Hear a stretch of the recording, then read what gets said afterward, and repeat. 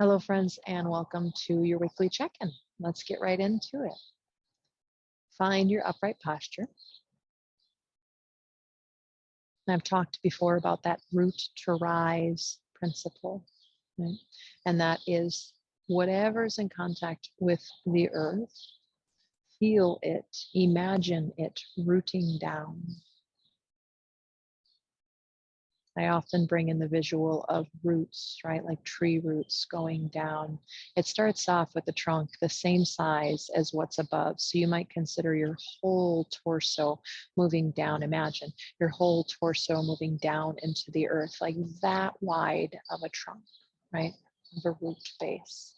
And then let those individual smaller roots grow out from that once you're down into the earth a good ways, moving out to the sides, down below. As if even the strongest storm could not uproot you. And as you do that work, notice how the spine then has a base out of which to grow.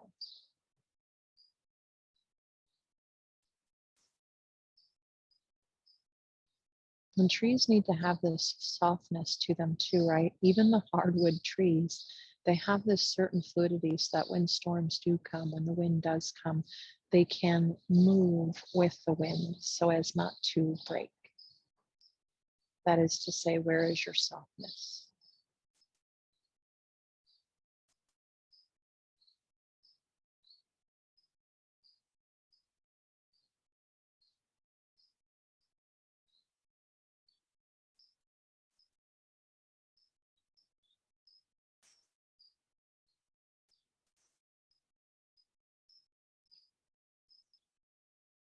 Notice the physical body. You can scan through. I find this especially helpful in the beginning, right, of a mindfulness or meditation practice, as it gives my mind something to do. And it's not just focused on one thing. So tune into your eyebrows, your forehead, your eyebrows, the muscles around the eyes. Check into the jaw and the tongue, the neck, the throat, shoulders.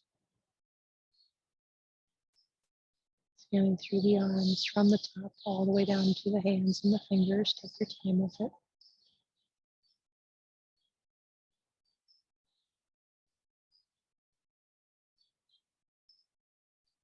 Bringing awareness up to the chest and the upper back. And again, you're going to take your time scanning down through the entirety of the torso till you're down to the pelvis. And you can do it 3 times if you're moving faster than we are, etc. It's your practice, not mine.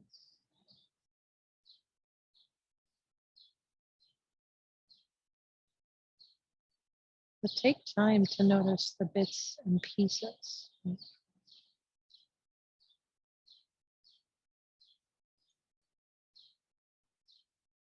And into the hips, from deep in the hip joints, soften all the way out towards the surface, the skin.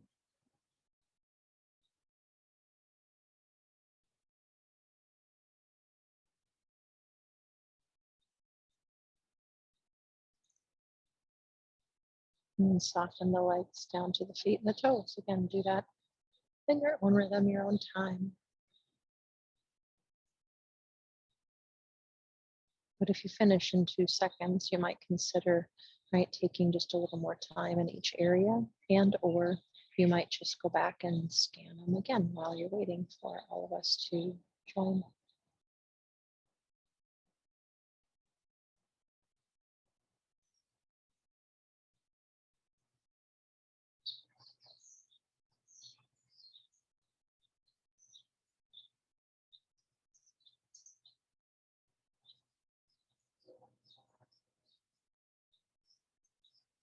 Take a second and notice the sounds around you without opening the eyes or checking it out. Just take the sounds in without judging the sounds.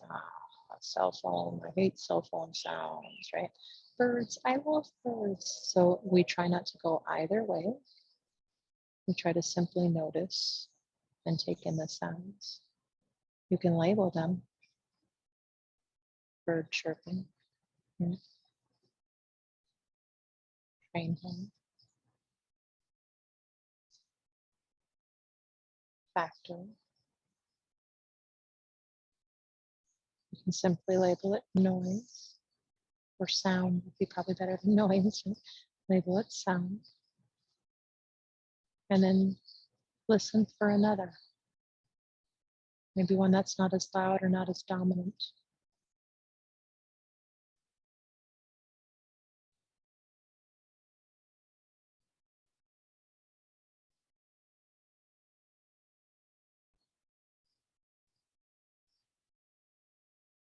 And another, and another.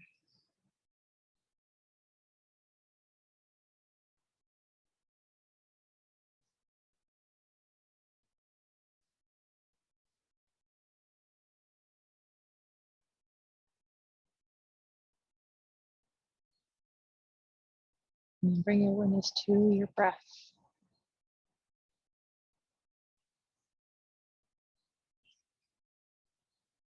Now, some of us might feel the breath in the belly, the way the belly rises and falls away from the spine, or moves gently.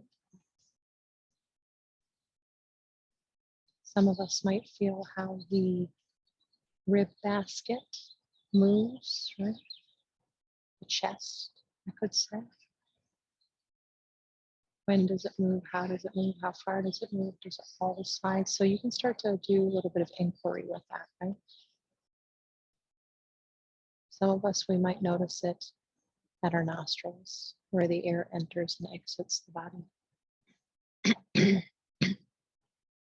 In the beginning of my meditation practice, Goenka had us focus on the temperature of the breath, noticing how it's cool on the inhale and it's warm on the exhale, warmer on the exhale. And maybe feeling it tickling just beneath the nostril, that upper lip kind of area. Again, whatever you sense. I can't tell you what to sense because your sensations are different than mine.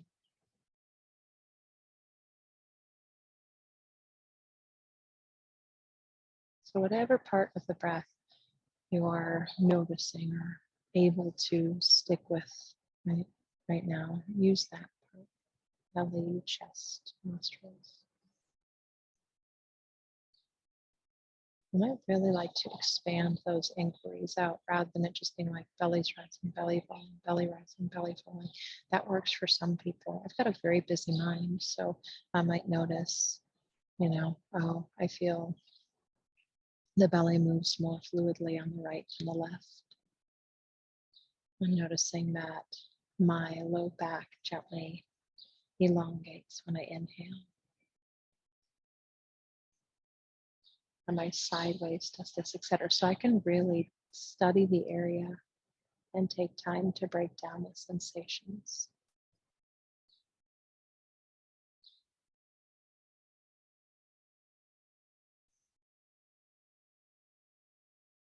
All of these techniques, all of these things that we're doing are meant to retrain the brain, to keep us more present in our life.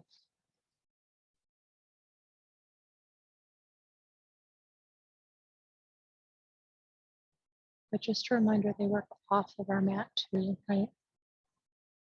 You can pause anywhere in your day, eyes opened or closed, and just take 3 breaths and really notice the breaths or notice the sounds or scan your body, release tension. Any of these that you identify with, that not identify with, that you are practicing, that keep you present.